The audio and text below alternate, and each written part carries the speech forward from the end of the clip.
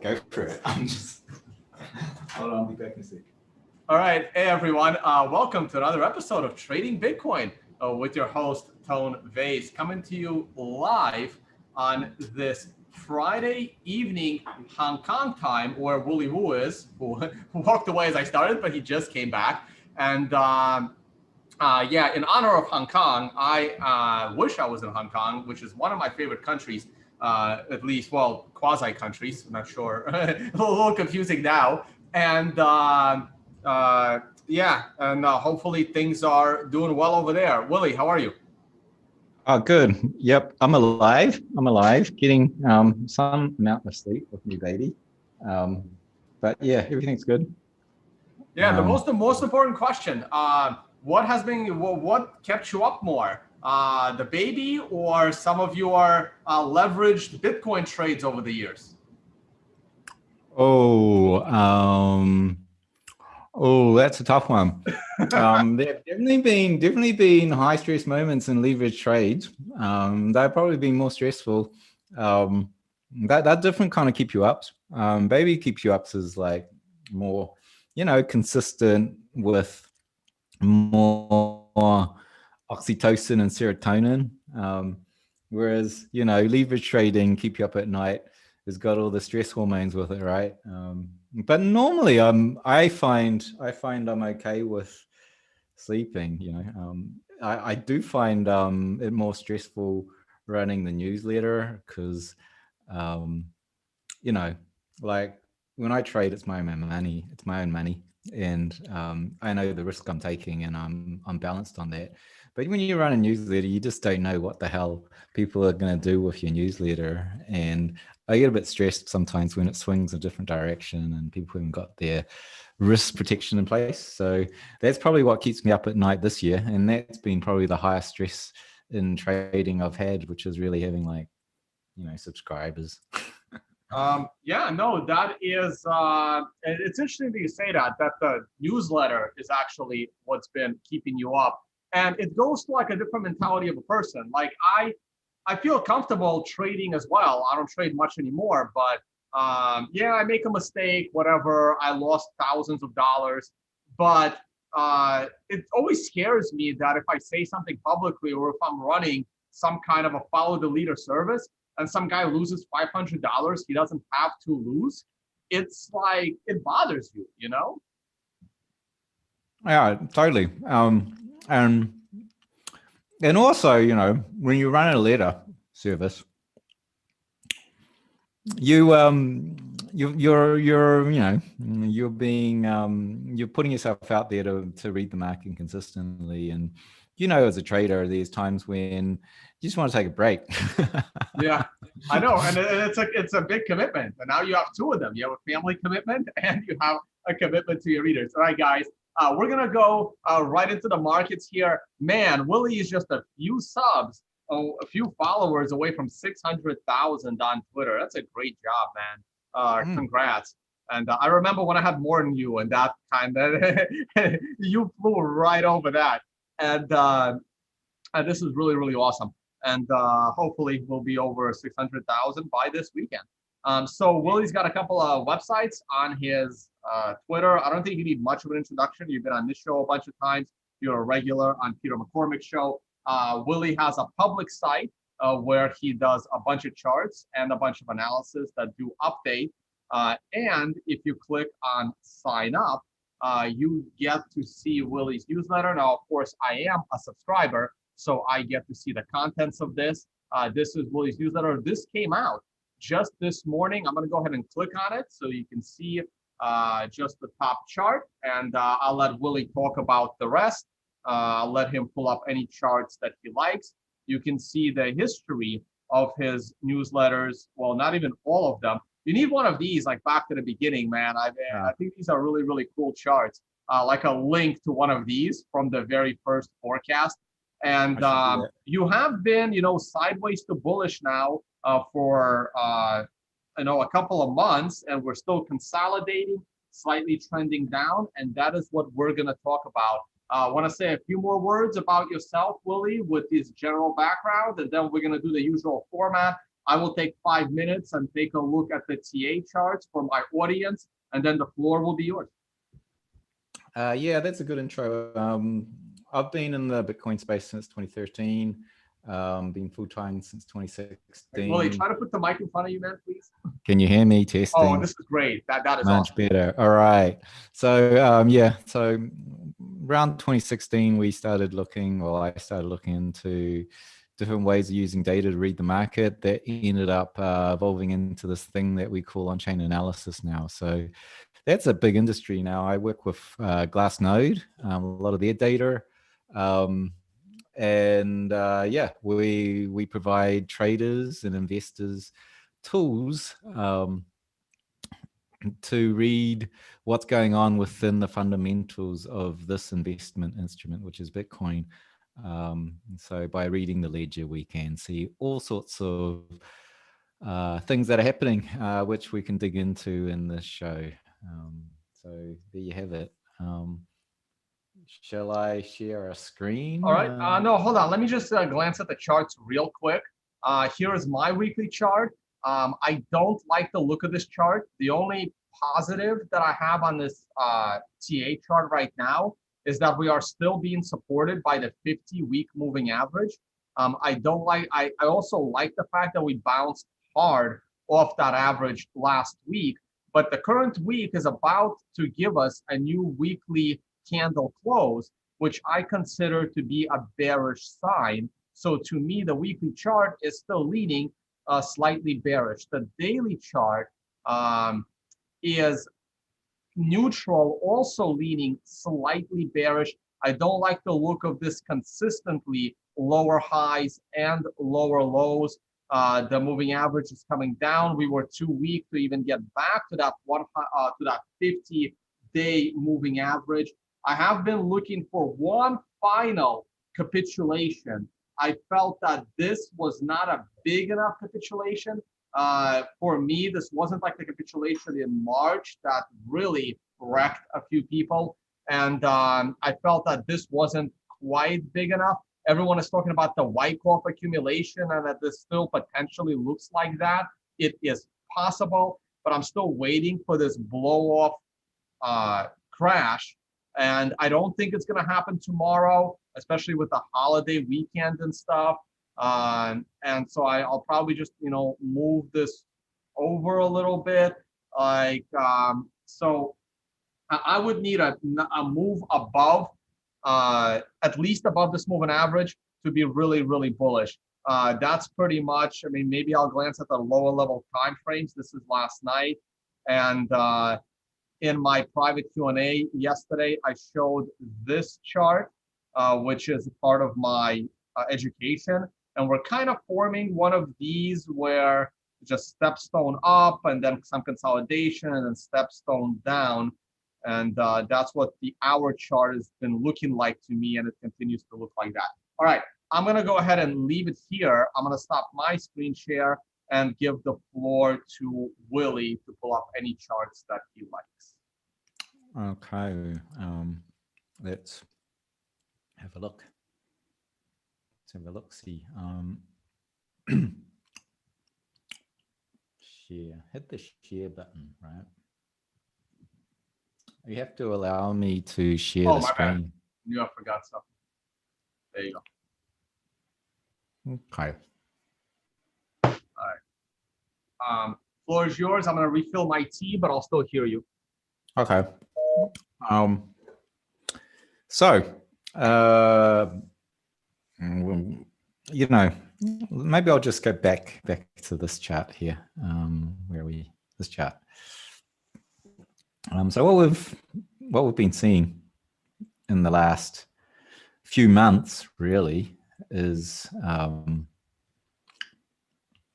actually I'm going to go to a Glassnode chart.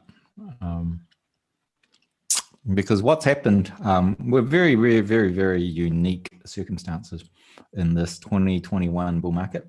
And that is because we've got institutional investors and very wealthy, high net worth investors coming in on this market, which we never really have seen before. So this chart here, this Glassnode chart over here, is essentially tracking the coins held by participants that we can see on the network by looking at the address interactions and ascertaining how much Bitcoins they've got. And we can see that this chart here is the amount of supply that's held by whales, meaning they own 1,000 Bitcoins or more. And so typically you see whale balances, they tend to accumulate early in the bull cycle and they are pretty conservative. They hold steady in the mid bits, and then they way before the top of the bull market, they start to scale out. Now, what's interesting about this cycle is that we had a really, really strong accumulation pretty much from the time COVID happened with this market correction crash across all markets. Whales started to stack hard, and when I say whales, we're talking all sorts, including hedge funds, the Michael Saylors of this world with corporate treasuries, and very high net worth individuals. Now, they started to stack really hard, and you can see the balances of coins owned by whales climbing very steeply until this point here, which was in February, and then a very sharp sell-off, right? So these are very wild, highly capitalized players that are taking profits up in this $45,000 to $65,000 region, and that's been very much the story of whales distributing their coins. What happened was in amongst this zone here, which I'll zoom in, right about here, this is when Elon Musk, around here, where Elon Musk started flooding Bitcoin's energy use. And right about here, China started to ban mining in Bitcoins. I think there was a lot of talk about it in this zone. There was a lot of flooding of Bitcoin. And we saw the final dump of the whales here. And you can see over in, where are we? Let's get this chart, right? This chart, red line, shows the flows in and out of the exchanges. Obviously, when coins flow in, they're most likely going in to be sold. Most of the bullish run-ups, we've had coins being moved off the speculative inventory on exchanges. So this red line going negative, right? Particularly in this zone here, like it's dropping down, coins moved off, that's buying pressure, bounces price up. And so while the whales are selling down, normal buying pressure from a bull market's holding this steady up to this point here, where the selling pressure is being overwhelmed by the selling of a whole lot of coins hitting the market. Right. And typically when, you get pullbacks in a bull market, the price sort of gets snapped up and you get a rejection, you get a V-shaped bottom. But in this case, the sheer magnitude of the coins that dumped onto the market meant that wouldn't be the case. Instead, when you get a huge dump of coins coming in, you get like a sideways band, assuming we're in a bull market, right? Assuming if we're in a bull market, there's buyers in and they absorb the coins.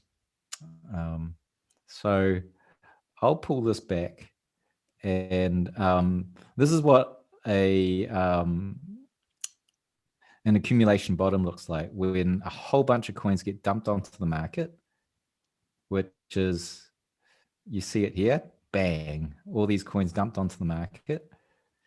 You get the sideways band where slowly those coins are mopped up by stronger long-term holders. And by the time, it takes a while for that reaccumulation to happen before price can move upwards, but it does create a floor on price. And that's what I'm looking at right now is we're in an accumulation band. It's really interesting. It's very similar to COVID, where we had a massive dump of coins. And this chart is showing a different metric. Instead of coins going in and out of exchanges, we're looking at coins that are moving between strong long-term holders who don't have a history of selling to coins moving to weak hands who are more speculative kind of short-term traders. And so in COVID, what we saw was these long-term holders got shaken out. They sold their coins to speculative hands. And then it took a while for these coins to be mopped up by long-term holders. And that's this purple line moving downwards. And that's exactly what's happening right now. We had this dump and it's being mopped up. And it's actually stronger than COVID. Unlike COVID, the price is running downwards rather than the price going upwards. So it's not reflecting this accumulation that's happening, right? And I'm going to flip this over to this chart here. This chart is another view of the same data. So it's a ratio of coins held by strong hands versus weak hands. And so you can see here again, like as we started to top out, the strong-handed holders started to divest their coins into speculative hands and started to drop. And that describes perfectly this collapse in price. And unbeknownst to the market right now, where the strong hands are coming in and quietly, ever so slightly, accumulating their coins. And so we're at ratios right now of last seen at this point here, which is here. Price was around $48,000, $49,000 at this level of supply shock. Supply shock meaning like these guys that hold these coins are not selling. So what's left is what's left. Eventually when these guys dominate, there's very little coins to be had. So we're in a classic fundamentals divergent from price. Price is running down. All the technical traders and chartists are like super bearish. They're thinking 20,000 because that's the next fib level and major support zone. Price action looks like it's confirming it. Meanwhile, we've got this fundamental divergence happening with strong hands mopping up the coins. And I have not seen this size of divergence since this zone here, right? This zone here, right? Michael Saylor started to accumulate in this zone with his micro strategy. Coins are being soaked up. Prices coming down. I remember this very clearly. People were very bearish and scared, while long-term holders were mopping up the coin. And of course, that eventually bounced the price when the market realized that a supply shock was in play, and eventually the price just ran up. Typically, when you see this, and this has been well publicized earlier or late last year, with the inventory on exchanges, we saw this. I'll just show another chart here. See the pink line? The pink line is actually the inventory on spot exchanges as a ratio to their total Bitcoin supply, and I've inversed it so it looks like it tracks price. And so this is the same supply shock happening, price moving down. All the coins are moving off the exchanges into cold storage by strong hands.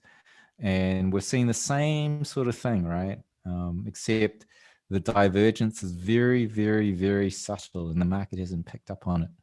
And that, I think, speaks to very much, we're just looking at buying and selling, moving off exchanges. Whereas that's not really picking up the fundamental activity that's happening right now, because we're in an area where retail is very, very strong, and retail don't move their coins off exchanges. They keep it on exchanges for long-term hold. So while they're buying for the long term, they're not necessarily moving off the exchanges, contributing to what would look like their balance is dropping and this moving up higher. But the green line, looking at the quality of the holders that are moving it off, is showing that it's much more extreme. So we're in this really nice situation where the market hasn't really picked up that there's a supply shock underway. They're all very much got their eyes on this bearish price action. And there's a few times in Bitcoin price history where technicals point extremely bearish while fundamentals go the other way. And in all situations I've seen, the on-chain fundamentals bounces the technical analysis, because fundamentals are ultimately more definitive, obviously. Over the long run, over the short time frames, they can dictate the price action much more closely. So that's in a nutshell where we're in. You can I can flick to this chart and we can look at the different holders. So let's have a look at here. These are the 1,000 to 10,000 Bitcoin entities. So these are our whales. Prices dumped down. Their holdings are very steady. The dolphins and sharks, 100 to 1,000 Bitcoins, they're holding steady. So none of the big guys are selling. And then we've got these guys here in this dip. They're buying 10 to 100 Bitcoins. And then we've got these guys, 1 to 10 Bitcoins, they're buying. Then we've got the little guys, the shrimps, they're stacking hard. And the tiny guys, they're stacking hard. No one is dumping into this. The only people dumping are speculative traders who admittedly have bought up a lot of the supply as the whole thing dumped. There's a lot more speculative coins on the market, but it's only technical traders that are been selling down. So, I mean, I think it's just a matter of time before this bullish divergence on chain versus price action squeezes people going short out. Yeah, like I'll just switch to the chat room and see if Yeah, I mean, I can throw a question on you as far as like who's selling. I mean, I do want to talk about what's going on with the hash rate, and the Chinese miners are moving out of China. I have some general questions, but maybe you can cover that and the mining difficulty ribbon. But wouldn't they be selling to move that equipment out? Like all of a sudden their expenses are higher to, shut that equipment down and try to move it overseas? Yeah, let's have a look. Trying to find it. Find my dashboard. Oh yeah, so here we go. This is like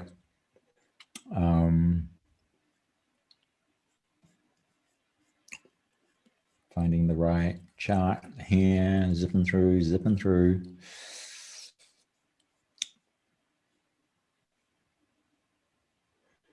There's a balance of miners' wallets, this line here. So they sold down in this zone here. All right. Maybe that's due to funding. Like this is the China ban right here. Right. So not long after that, boom, a whole bunch of miners sell. Maybe that's to fund the mass exodus out of China. But that stopped. And now miners are effectively holding and even maybe they're even buying. So miners have stopped selling. Now I can go to the difficulty ribbon, which is an indicator I built a while back, which really is a measure of what I call miner capitulation. Major capitulation by the miners.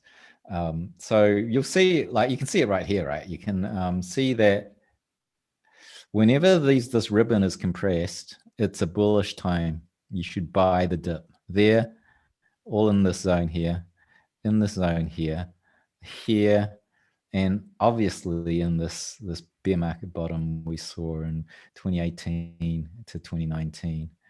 And so I'll just zoom in. Now, the fundamentals of how this works is like price crashes, like the mining is a marginal business in a bear market, right? And so the weak miners who aren't very efficient, they get culled from the network. They go bankrupt. When you go bankrupt, you liquidate, you sell all the coins you have, and they get dumped onto the market, and that forces price down further. And so it's kind of liquidation dynamics happening, but it's from miners.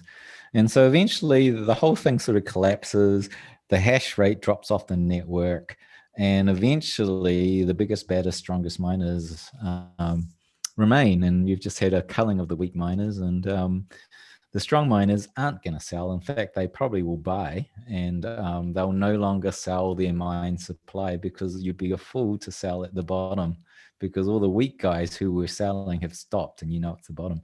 So this is what this ribbon picks up quite visually. This is the difficulty of the network adjusting down for the loss of the hash rate, and then as it recovers, that signals a bottom. And so this is my local network, by the way. I'll just go to the live one, which syncs up to the live charts, which is available publicly. The difficulty ribbon, here we go.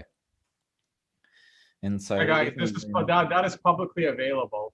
And, but yeah, I got a few questions on this. So after you're done, just I was just like, so this is the China miners capitulation, right? So these miners have been put out of business by politics, and you can see the capitulation happening. I just showed you how a whole bunch of miners sold their coins, and then we're just about to today get a historic downshift in difficulty to reflect the hash rate dropping off. Like blocks were being processing up to 3 times slower than 10-minute norm. So the difficulty is going to drop to a local low here, after which a lot of miners who are sitting on the sidelines, not wanting to compete at such high difficulty, will then jump back on, because there's not a lot of miners compared to previously sitting there, and they're going to turn on all their machines that were marginally effective, and they're going to mine at the lower difficulty. So what we'll see is that the next adjustment of difficulty will be up, and that will create this dip, and it will create this perfect visual compression and recovery that we saw, very much similar to the bottom of the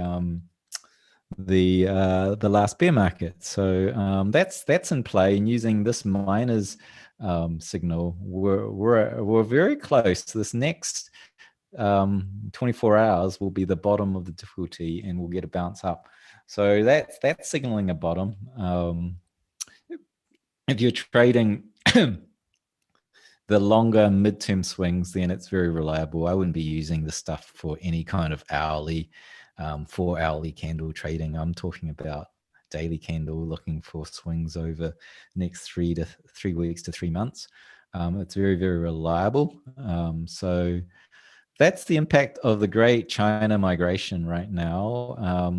Bitcoin has weathered immense amount of FUD from Elon Musk's trying to validate Bitcoin's energy fossil fuel usage inside a zone of whale selling, and then China banning mining, which what is the figure? It says like 40% of the hash rate or something like that sits in China. Yeah, something like that. Yeah. So like 40% of the mining of the Bitcoin network just got banned out of China. So there's just an immense amount of FUD, and the price has responded by halving. But that's all. It's recovering. And I just want to answer one other thing, because everyone's going to say it's a bear market. It's a bear market if you're a technical trader and you're seeing price halve. I just want to show you what a true bear market looks like. And then I do have a couple of comments on that mining difficulty rhythm and ribbon and mining and your views on this mining migration from more of a decentralization point of view, not necessarily a price point of view. All right, cool. I'm just like what am I trying to find? Oh yeah, this guy. Here, this is very, very expensive data, which Glassnode allows me to share. I think this is $600 or something per month subscription. This is the entity's net growth, okay, technical jargon for the amount of users joining or leaving the network per day. The 7-day moving average has us up at, what is it? Wait for it. It is, whoa. I don't know, I'm just reading off the graph. It's about 38,000 new users coming on board. This is users coming on board versus users leaving the network, as we can see on chain. Doesn't include users that don't appear on chain because, you know, maybe they're buying on Coinbase and they don't take their coins off. So we're in the zone here where price is dipping and users are mooning, right, to the moon. Like they're buying the dip. That is not a bear market. A bear market is where no new buyers turn up to buy this overinflated price. The price cannot sustain higher movements up and it drops down to the ground. And what we're seeing is this week is a new all-time 2021 high for new users joining the network. We are in the middle of the strongest bullish growth of the Bitcoin network as seen this year. So that's not a bear market. So that's what the fundamentals say, never mind the price action, which is often a game of speculative, you know, bulls versus bears. And it takes something like a supply shock sometimes to knock it back on course. So yeah, let's go to the questions. Yeah, so I have a couple. So if you want to jump back to the minor difficulty ribbon. So as a a technical analyst, the struggle that I have with the minor difficulty ribbon is the same struggle that I had with the pi cycle chart, but in reverse. It seems to do a really good job of showing you when there is, buy the dip situations at the lows, but it doesn't seem to do any job in helping you identify a top. So it only tells you when to get in. It doesn't help you at all when to get out. And I always prefer my indicators to be both-sided, helping me have an idea of in or out, because otherwise just a one-sided kind of market. And this is the opposite of what my critique of the pi cycle, which turned out to be on the money in hindsight. Even though it only had like 2 prior points of data for accuracy, this one has more, where that one only tells you when to get out. It doesn't help you at all when to get back in. So you can see how it could like repeat itself, right? So it can get you in a little bit of trouble. So any thoughts on this as to why it only helps when it comes to getting in, but I don't see any indication of getting out? It deals with engineering, you know. It's designed to pick up the death of dumpage by miners. And so it's a little bit like saying, why doesn't a gun bring people back to life? It can kill them. Why doesn't it bring them back to life? It's because it's machined, it's engineered in a different way. It's purpose built to find bottoms. It's not purpose built to find tops. It's pretty simple. It's a culling of the miners network, and when those guys, the weak guys, are gone, the sell pressure is relieved. And miners will never show you like a top. Very, very seldom you see much indication from mine. They're just sitting pretty. Miners aren't the best traders. They mine and they mine until then they hit a really hard times when the price starts pulling back. And that's what we're looking for. We're looking for the dip. Okay, next question, sticking with the mining stuff. What are you expecting with this biggest difficulty down adjustment coming up, like in the next 36 hours, and its potential effects on price in the immediate term and in the near term due to the big drop in difficulty? Say it again, what do I expect with the... do you think the big difficulty drop will have any effect on price in the immediate or short term? Yeah, I do. I think that the change today will remove a lot of the fear in the market, because the network is now, will soon be processing blocks back at its normal rate. The current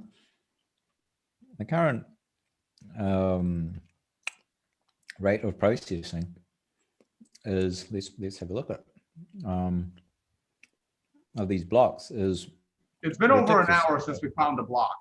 Just a heads up. Yeah, with like 1 or 2 hours between blocks, the network is not operating at optimal right now, and that tends to put a lot of fear in the market. We saw that when China tripped over the power cord with some power station shutdowns for routine inspections.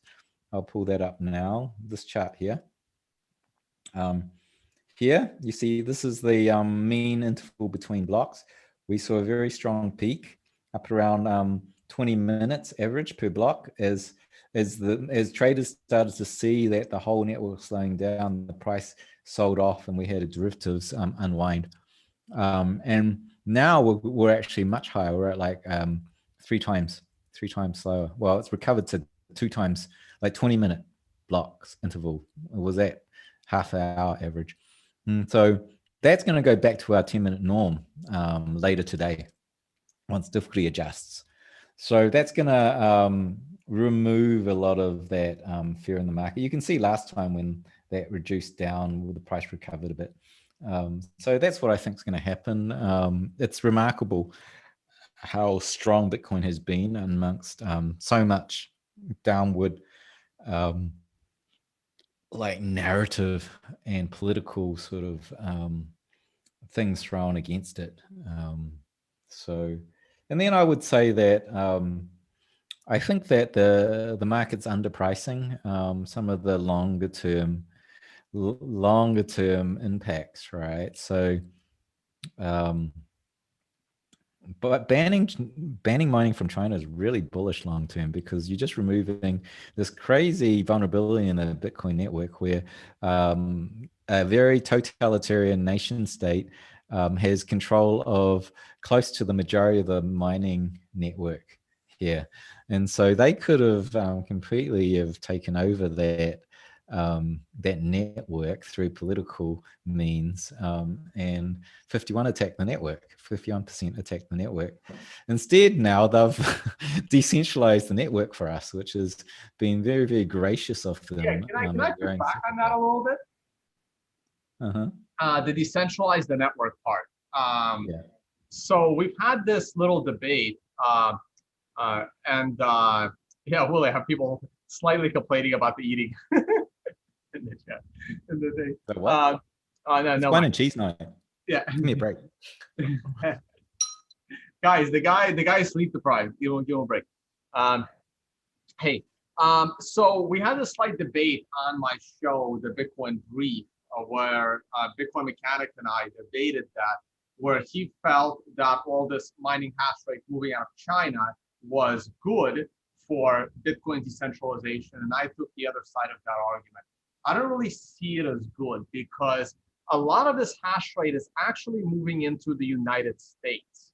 And while I know people didn't like the fact that China had 60% of the hash rate, that could potentially have centralization of the hash rate. There is a bigger picture of Bitcoin's decentralization, which is coding the running of nodes and the hash rate, where the hash rate is 1/3 of overall decentralization. And I really like the fact that the hash rate was in China and there are no actual like Chinese core developers, nor are there really that many nodes in China. So the bigger picture was more decentralized with an element of Bitcoin central to China that the United States government has no like oversight on. With so much mining moving into the US, I now am a little more concerned that there is an unreasonable amount of concentration of mining and node operators and developers and Bitcoin under control of regulated entities. And it just feels like there's too much Bitcoin in the United States. Well, you know, we're seeing like miners move from a totalitarian nation state where one person can dictate policy in a flick of a switch to America, which is at its roots still pretty decentralized. You've got, you know, 50 plus different states, all with different policies, all competing with each other, with a democratic election system. So it's like, I don't think it really flies, and it's not all of it going to America, right? They're taking a big chunk of it, but it's going to go to volcanoes in El Salvador, right? Let's It's hope going to so. decentralize, right? Well, let's hope so. Yeah, no, I agree, So but it's yeah, but I don't like the fact that there isn't that much, major elements of Bitcoin now in the Far East. I like that part of diversity. I want to get to this. I think the market's undervaluing El Salvador, First Nation state, accepting Bitcoin as a fiat currency, which has led to 8 in total Latin American countries now looking into that as being a possibility, one by one. And it's like, it's come early, and the market hasn't really absorbed that. I think, like, you can look at the price keeps sliding down when what is it, like 6 to 8, is it 8 million people in El Salvador, 6.5 million adults or something, About 6 million, yeah. They're all just we're going to adopt 6 million new users that have the total freedom to interact on this network, and they are going to be very much pushing development on Lightning, right? This is all Lightning. This is all pushing the next generation of Bitcoin technology at, very scalable technology next to free transactions, all battle testing this next gen technology. It's immensely bullish. I mean, it's come like 4 years early in my reckoning. So it's extremely bullish long-term fundamentals here, while short-term speculative traders are trapped in this bearish price action, selling down their speculative coins, while long-term investors are buying it and taking it off the market. Um, it's just really clear right now. And Paraguay is set to vote on a similar measure fairly soon, but right now all indication is that it will not pass. But if Paraguay does it, that's interesting, because Paraguay is considered a better destination for, let's say, digital nomads based on lots of their other laws. So if Paraguay does something similar, that is going to be even bigger than El Salvador. Yeah, I kind of wonder if we'll see something coming out of Africa as well. Some of those countries are very subject to, similar, like Nigeria has got similar to El Salvador, where they have huge amounts of their national income taken out by the money transmitters like Western Union, because they've got great diasporas of workers in other countries sending money back home. And so, yeah, I kind of wonder if Africa will follow suit. Some of the countries in there, we've had hyperinflation in some of those countries in Africa as well, like Zimbabwe. So, yeah, it's always going to be the smaller nations with nothing to lose that will be adopting the stuff. It started, it started. So, meanwhile, we've got the central banks pushing their centralized digital currency on the world, and it's really quite interesting right now, because we used to think the bankers was the enemy of Bitcoin, and bankers is general, right? It's a very general term. There's different bankers. You got the central bankers, and then you got the commercial and retail bankers, and we're talking about these commercial and retail bankers when we talk about bankers, and it's looking like now they're flipping to Bitcoin as their secret weapon because now they're being put out of business by the central bankers, right? They're issuing their... And you sent out a great tweet just the other day on that the central bankers are now like using Bitcoin in order to explain what they're trying to do. So that was a great observation. Well, the central bankers are like, they're going, well, we're going to issue this currency and we're going to give it directly to the people, instead of, issuing money as debt. which goes through the supply chain of banks and more banks and lending to expand the money supply through debt, in which they get their massive cut out of. Now that's going to come to an end, and they can see the writing on the wall because they're taking that business off them. So the retail and commercial bankers are jumping onto Bitcoin's side, going, we're going to be Bitcoin bankers. So suddenly you've got this divide, Bitcoin and normal banks, retail and commercial banks on one side, and then the central bankers, which are tied to the nation state regime and fiat on the other. And so now we're in this, the big battle of the 21st century, really. Economically, at least. Wait. Also, speaking of your Twitter, you tweeted recently that you think energy usage will decline as the halvings, as time goes on. So it implies that there'll be less demand, and isn't that bearish? Like, can you just elaborate on that a little more? Yeah, that's not exactly right. It's not like the energy will reduce. I'm speaking to these. Fudsters, people who don't really understand what's really happening, who are just projecting the energy use of Bitcoin going up and up and up and up and up. But they don't realize that Bitcoin's energy use is really very simply the amount of money that is being spent to secure the network is a ratio of the market cap, right? And normally that's really high, that ratio, because a lot of coins are mined into existence. We're incentivizing miners to come in to mine these coins to provide a lot of security on the network. Now, the block subsidy, these new coins being mined into the network, start to diminish. The stock to flow goes to infinity because eventually the inflation rate of Bitcoins go to zero. At that point, there's no block subsidy. There's no new coins mined into existence. And that is the large mainstay. It's like 20 times higher than the fees market. The other part of revenues is actually just the fees we pay. We're gonna, if I spend $3, say, on a transaction, that goes to a miner. That miner doesn't actually make $3 off me. They're making $3 plus they're making like $60 discovering a new block and getting free coins out of the network, right?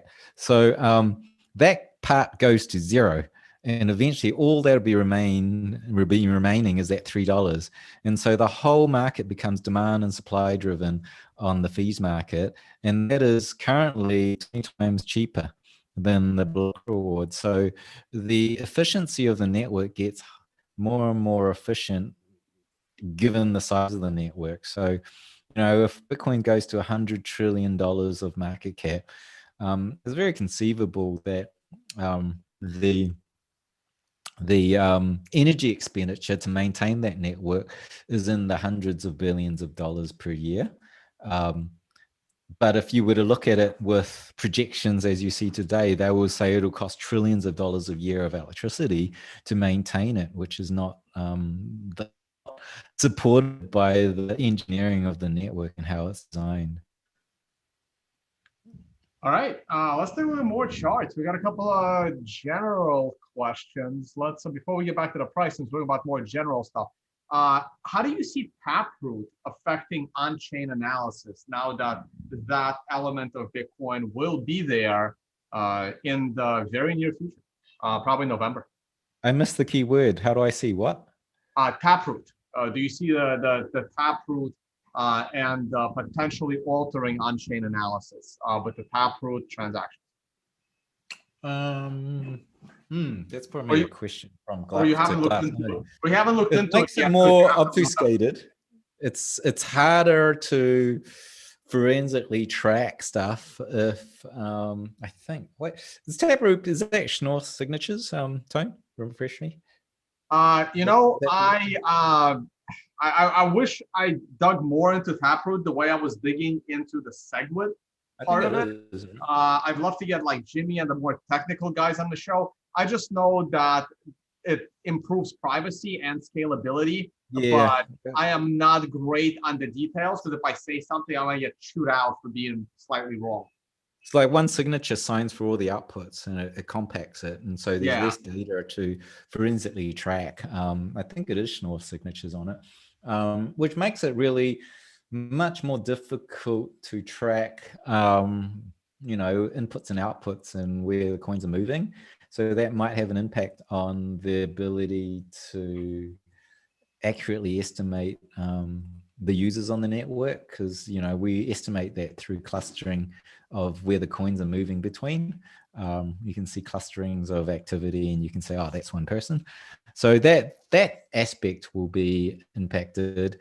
And we'll still see the volume of coins moving.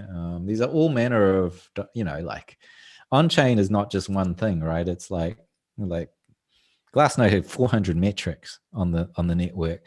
It's just many dimensions. So some will be impacted, but not all. Yeah, that would be my answer. There's always signal to be had. It's just some of it's more compromised, and it will just require more smarter techniques to compensate for it.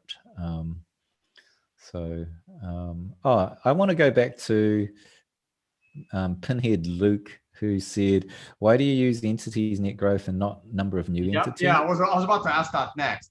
You see you paying attention to the live chat. Yeah, that was a pitfall that I fell into, actually. By reading new entities, I thought this is the new users are arriving on the network, which is,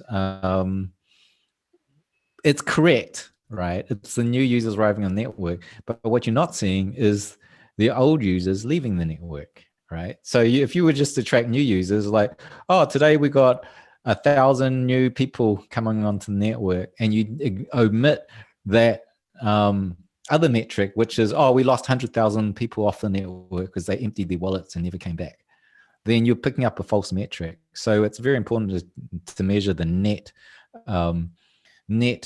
growth between the two. Like shitcoins would be growing like crazy if you're only looking at one side, right?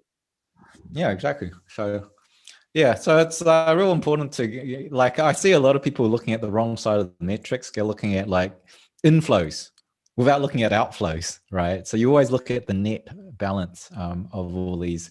Otherwise, it's just, yeah, it's just amateur hour. Okay. All right. Hey, let's talk a little bit about ETFs and Grayscale and GBTC's influence on all of this in 2021. I know there was a section on this in your newsletter this morning. So maybe you can elaborate, maybe show a chart or two. Okay, let's go to the Grayscale side of things. All right. This is Grayscale holding. Grayscale is interesting. It's an ETF. So as people buy more shares, they have a mechanism where more coins. It's ETF like. It's before they jump down, before regulators jump down our backs. It's like a kind of a non-public. It's meant is a de facto ETF. We wish it was an ETF, but unfortunately, it's not it doesn't work like a proper one. It's so as more and more people buy the shares, it gets out of whack. The price starts to rise, and there's a premium on buying those shares over than buying the straight up Bitcoins. That creates an arbitrage opportunity for qualified investors to actually get shares and insert Bitcoins into the trust. That's how the balance of Bitcoins in the trust go upwards. Okay. And so it's Hotel California. None of those coins that enter can leave. There is only one path out, and that is Barry Silbert getting his fat paycheck on management fees, and he takes some of that Bitcoin and gobbles it up, and you'll see this downward slope of Barry Silbert getting very, very rich. That's a 2%. That's a 2% per year downward slope, and the way those orange lines were accumulated is people are buying Bitcoin into the trust. It's locked up for 6 months, and then they have a chance to exit that trust in the form of GBTC shares. So they're relying on people with traditional brokerage accounts like myself who buy those GBTC shares to have exposure to Bitcoin in a traditional exchange and not a crypto exchange, which has huge tax advantages if you're doing it in a IRA or a Roth IRA for even better tax advantage. Just to give you guys some more. And I'd just like to point out Barry Silbert and friends has made $4,000 of Bitcoin revenue since March of this year, and you can see that in the depletion of the inventory inside their ETF. You mean 4,000 Bitcoin, not dollars? Yeah, has been taken as fees. Okay. Right. 4,000 Bitcoin worth of dollars. Yeah. So 4,000. You said $4,000. I'm like, oh, I think I said 4,000 Bitcoins. 4,000 Bitcoins has been taken as fees. So, like, remember, this is Hotel California. So, as people sell off their shares to reduce their Bitcoin exposure in this Grayscale Trust ETF, I'll still call it ETF, whatever. Yeah, I know what you mean. Yeah. Like, you will. Well, what happens is, like, the coins don't leave. So actually, the shares traded at a discount to the coins being held, and you can see this in this chart here, where this is the premium when we're high, like it got to 30% above the value of the coins in there. That incentivized the arbitrage trade as people bought Bitcoins and inserted into the trust and got shares and compensation. Well, now here it went into a discount. And this is basically picking up long-term investors and institutional players who like this type of instrument, accessing it through their easy-to-use brokerage account, fully regulated, all that sort of stuff. They were selling down, very much like the whales we saw, right? Very much the same players selling down, and we're at peak discount here. And now during this dip, we're seeing an upward movement. Kathy Wood bought here, by the way. She bought a decent chunk. Kathy Wood, ARK Invest. Yeah, from so like we're in an uptrend right now. The investors are buying through this instrument. I'll flick to the Purpose Bitcoin ETF by the Canucks. Very new. Again, you saw a little bit of dip as this thing price came down, but again, we're seeing buying the dip happening here through that ETF. So it's very much reflecting what we're seeing on chain with long-term investors. You don't tend to buy these ETF holdings to trade. It's like 100 times more effective to leverage long short on a futures exchange. So if you're going to trade, you're going to trade. Also more risky. Yeah, you got to know what you're doing. It's margin. So the guys that use ETF are long-term holders. Long-term holders are buying, traders are selling down. Long-term fundamental investors always win given enough time. Okay. All right. So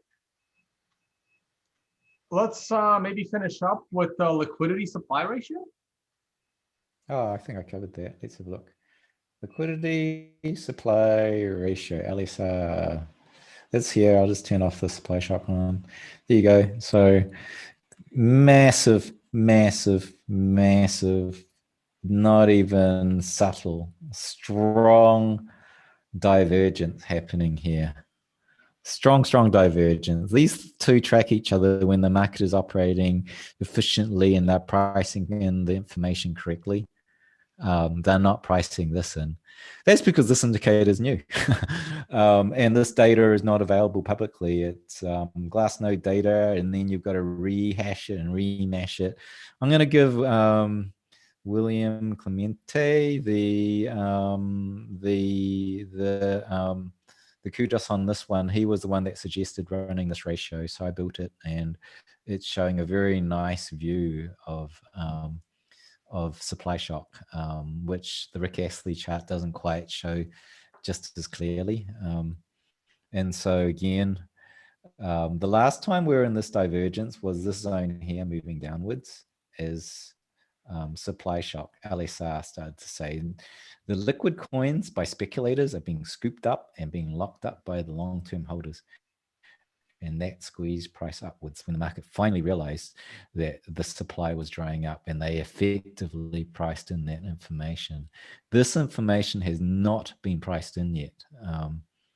And so an opportunity is at hand.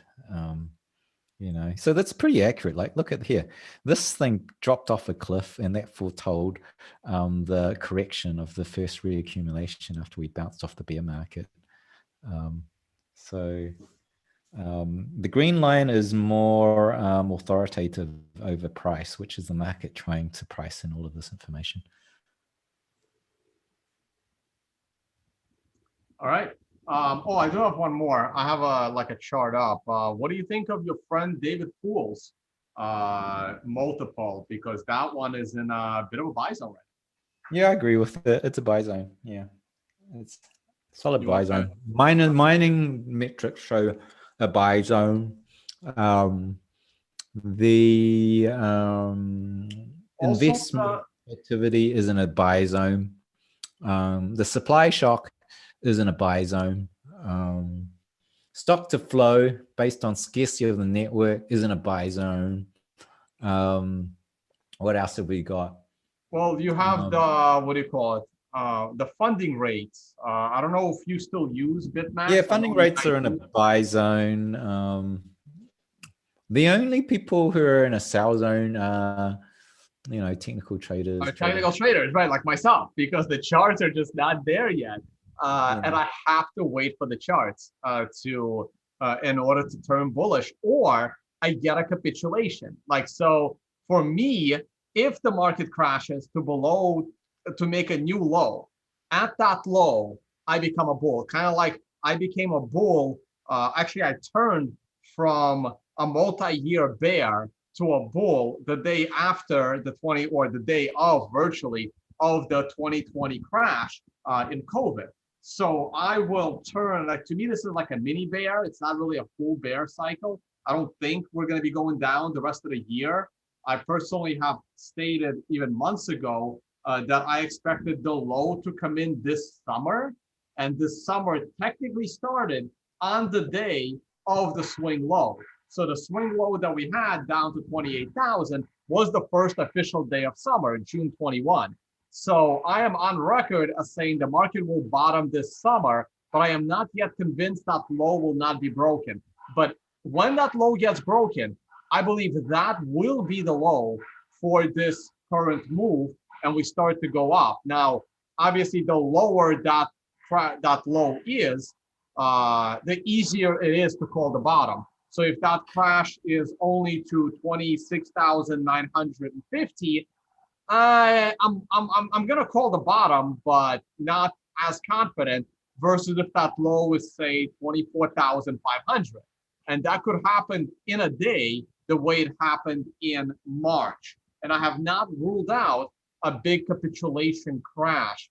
So do you foresee a potential capitulation crash down to the mid $20,000 range, Willie? And then within a week, we're back above 30, never to see below 30 ever again. Do you see a possibility of that?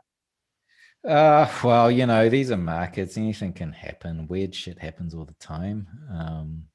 But yeah, it'd be very, very unlikely. The capitulation's already happened, guys. The capitulation is typically when max explain that, because literally on yesterday's stream, I explained why the capitulation didn't happen from a TA perspective. But I would love from a fundamentals perspective, capitulation has happened, which is, I'll define that very specifically, is max pain in the market, where all the holders get freaked out and they dump under maximum fear. And this is it here, right? That's a massive peak of coins being dumped onto the exchanges. Let's zoom back. Let's zoom back, you know, a year. Do you see a peak bigger than that? I don't. Let's keep going. Let's keep going. Oh, look, the last time we had this amount of fear was COVID. It didn't match this level either. It was smaller than the capitulation we just saw, you know. So let's just keep going back. The last time we saw this level of dumpage was up here. But by the way, this, I don't call this a capitulation, because we're running on a bull zone here, right? Well, This was actually, that's a blow off this top. was this was plus token, the Ponzi scheme dumping the Oh, billion that's dollars. sorry, that's 2019. Right. So that's not a capitulation. If you know the history of what happened, that is plus token dumping. Scammers dumping their coins, right? Biggest scam in his crypto history. Right, but so what do you think about what happened in South Africa? I'm not fully up to date on that story, but the initial claims that it was almost $4 billion worth of Bitcoin, I call bullshit on that. Okay, I haven't followed that story, so I won't dig into it. But I just want to get to this. This is a full-on capitulation. No denying it. There's no one that denies that. That's what we see. The capitulation has happened. Look at these coins are being mopped up. Severe buying here right now. And then we'll just look at the supply shock. Yeah, well, I'm sorry, go back to where you were. Yeah, but look, if you look at that capitulation in January from a fundamental perspective, right? Look how much more we fell over the next 3 months in the price, going back to 2018. The big capitulation in 2018, that was the fall from 6,000 down to. So capitulation ended about here. So we then went sideways. Right, but the price still had, another 20% drop. So if you look at the price low versus what was the percentage? What was the percentage? Let's go back here. Let's go here. Yeah. Capitulation ended here, and we had a slide down. That's a 20% drop, right? But you're saying we'll have another capitulation. That's not going to happen unless, maybe Elon Musk decides to FUD the world or something. I don't know. Maybe. Yeah, maybe there was like a grand plan by Elon Musk to crash the price of Bitcoin into the mid-20s so he can scoop it up. Maybe an asteroid hits the world and takes out the mining network, one is a little, anything can happen. Sorry. My hypothetical is a lot more realistic than an asteroid hitting us in the next month. But anything can happen. But fundamentally, this is not going to happen if we take most probable outcome that there is a massive amount of coins being absorbed by the market. We're in an accumulation bottom, which means there's a floor on the price because strong buyers are coming in and mopping up all available coins on every dip. And we can see that in the supply shock, which is mooning. These guys are locking up coins into long-term storage as price comes down. There's a floor being put in place, even though technical traders aren't acknowledging it. And so what typically happens in these zones here is once the market prices in the supply shock and they finally figure it out, there's a short squeeze, and all the shorters buy back, and price rockets up. The shorters are going to get wrecked. And I'm pretty confident the shorters are going to get wrecked again. This is the last time the supply shock happened, right in this crux here, and we went on a run.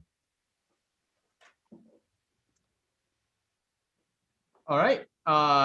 So on that note, we can just talk about, more general year-end stuff. And I know you're getting a lot of shit from everyone. Look, I still follow you.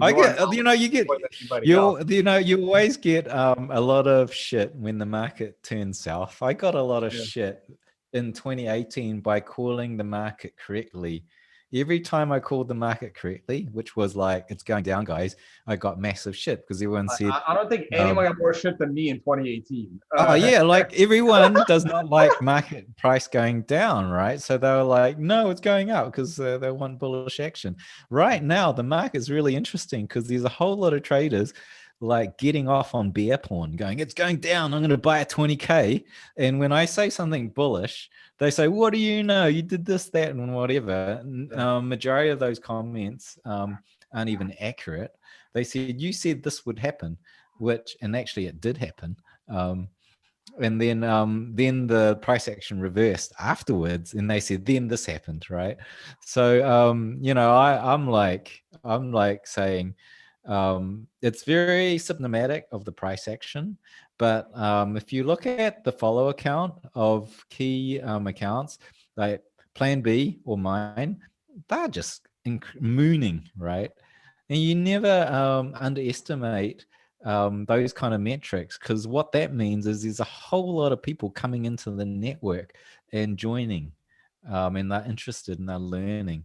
And so that's what we're seeing. This whole market is bullish while people are getting off on bear porn, and it's only the speculators. There is no long-term investor that is like like getting off on this bear porn.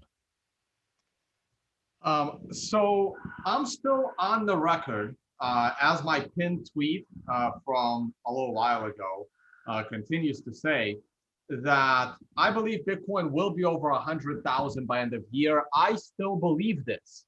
How about you, Willie? Over 100,000? Oh yeah, totally. Yeah, totally. All right. There you go. We'll stick to that because I think I'll have Willie on a show again in a couple of weeks, maybe after his next newsletter. And hopefully the market reverses by then. We are sitting back about 45,000 and we can then start talking about the moon targets at that point. That's what I'm really waiting for. Like, I don't really want to talk about any other bullish targets other than over 100,000 by end of year until I am confident that the bottom is in for the summer. And I'm not yet confident the bottom is in for the summer because the technical charts tell me not to be confident that the bottom is in for the summer. So that's kind of my view on it. You want to give any other views on the price longer term, Willie, before we wrap up? And also, I'm gonna steal screen share for a second before you do, because right now we are at maximum viewership. And I kind of like that. Once again, hey guys, this is Willy Woo's Twitter. This was the pool multiple we were talking about. There was no chart. You can just Google for it. That's what I just did. And you can see how it's in the metric zone. You can also look up the formula. You can do it yourself. Fairly easy. I just want to mention the financial summit taking place in Dubai. As of now, Willy is close to a definite maybe. Anything can happen. Again, new dad, but Willy is still on the website. Just want to let you guys know. Would love to see him there. And this is where all of the other analysts, traders will be hanging out. And hopefully I'll see him at other conferences as well. So what did I want to show? Oh yeah, Willy, your any other takes on the longer term analysis? Yeah, like I've been thinking, we're in this, like we're what, fourth epoch. There's 3 cycles prior. Everyone loves to superimpose prior cycles to this current cycle. Typically, we want to see a mania top near the end of this year and then a new bear market. And it's kind of riffing off Dan Howard's super cycle. I kind of think we might be in the last cycle, which means we won't see a top, a traditional top. It's like Michael Saylor saying, "Laura, there is no top." The fundamentals are now quite different because the forces of the halvening are now very, very small.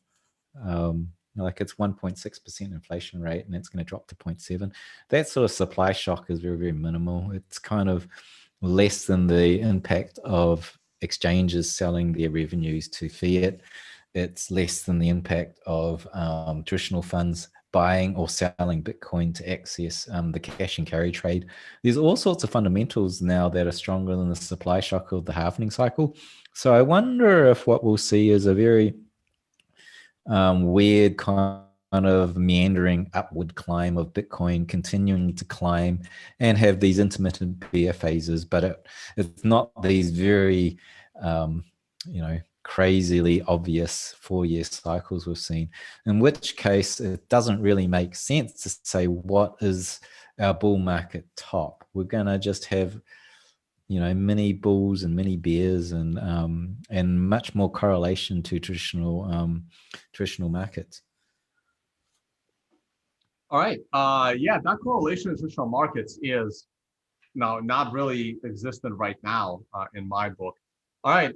Thanks for that, Willie. I'm going to take 5 minutes again at the end of the show to glance at the charts. And what people have to understand is the reason why I really, really respect Willie Wu's analysis. And first thing I did this morning was read Willie's newsletter and what he has to say is because I don't do what he does. And his analysis lets me really complement my own work. For example, thanks to Willie's analysis, I am insanely confident in how fast Bitcoin is going to rise and just crush all-time highs once it ends this current mini bear. And I've always been on the record saying that I expected this current bull cycle, and I don't want to say that this bull cycle is only going to last for 1 year. I expected this current bull cycle to be very similar to the 2013 bull cycle with a double top. I just, didn't know when the first one will be and when the second one will be or at what price. I anticipated the first one to be somewhere between 45,000 and like 65,000, but then I raised it up a little bit, maybe not at the best of times because of the consolidation at the top.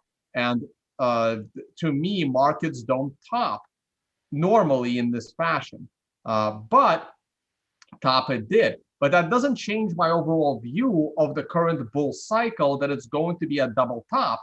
And the first bottom is about to show up. So to me, this summer is going to be a bottom similar to the bottom that took place in July of 2013. It may not take place in this form because, as you can see, in 2013, we had a blow-off top and we had a bit of a blow-off bottom on a monthly scale.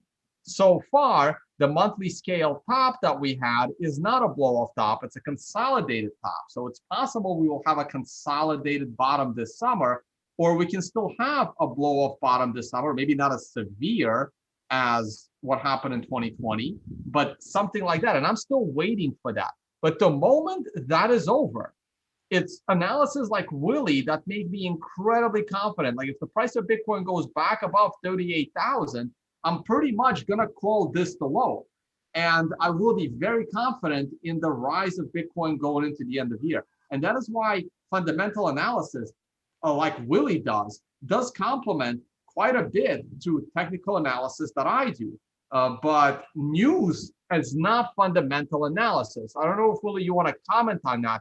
So many people, whether this is traditional markets or the crypto markets, what you read in the headlines is not fundamental analysis. I don't know how many times I have to explain that to people. Yeah, it's just narrative. Right. Yeah, the news is just narrative. Then most people sell the news. You buy the rumor, sell the news. Right. Fundamental analysis is actually looking under, like if you're in the stocks, fundamental analysis would be an analyst going into the company and looking inside the company to see how the company's really doing. And that's what we're doing here. We're looking inside the blockchain, looking at the data of real buys and sells by long-term investors, and then ascertaining the demand and supply and nuances of it. And if you want to go on the back trace of the forecast, it's 80% reliable. There's no way I've seen technical analysis get anywhere close to that reliability. I'm looking at the comments. There's a guy, George C., that's saying technicals is what rules. Essentially, I'm either an idiot or a scammer. Fundamentals mean fuck all. Excuse his French. I'm happy for these people to continue to short the market, and I'm happy to see them put their reliability record on the technical predictions they make, because the current reliability of on-chain is 80%. So I mean, like, there's no need to throw narrative at this is shit or that's that. Just put up your charts, see how accurate your technical analysis over maybe a year, and let's see how reliable it is. I know with technical trading, I've built a number of technical bots. Some of the best bots are around 60% reliable using technicals, and that's where I've kept it. it's very hard to beat 60% on technicals, whereas on chain is currently around 80%. Yeah. And going back to the news cycle, there's nothing wrong with analyzing the news and creating trading strategy around it.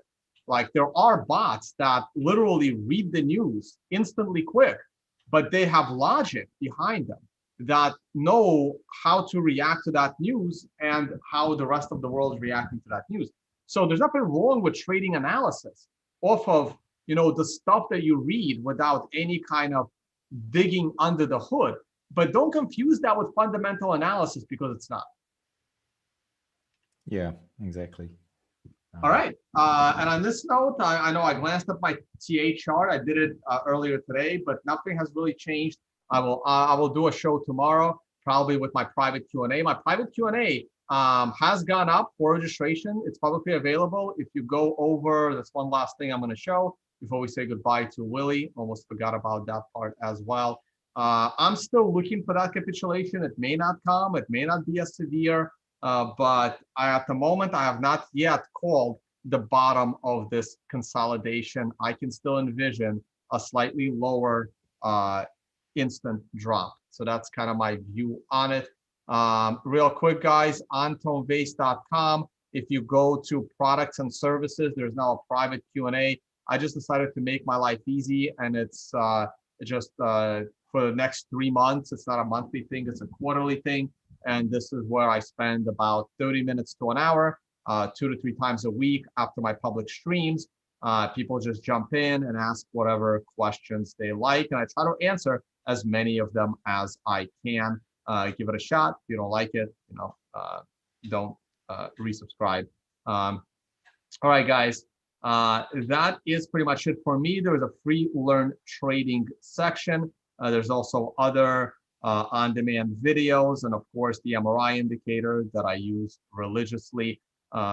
Check out the Financial Summit in Dubai. More coming in 2022. These are awesome small events with very high-end traders and money managers. All right, that is it. Willy, thank you for joining us again. This is Willy's Twitter. You can check out his free charts at charts.woobull.com. Link is right there on his Twitter. These links are also in the video description. You can also sign up for his newsletter on Substack. Looks something like this. Oh, this is your difficulty rhythm, so I just showed a part of your newsletter. But this is the newsletter for paid subscribers. Go ahead and check that out. Willy, thank you for doing everything you do. Thank you for coming back after your short paternity leave, and I'm wishing you the best, and we all happy you're dad. All right, thanks for having me. Cheers. All right, thanks, Willy. Oh, don't sign off yet.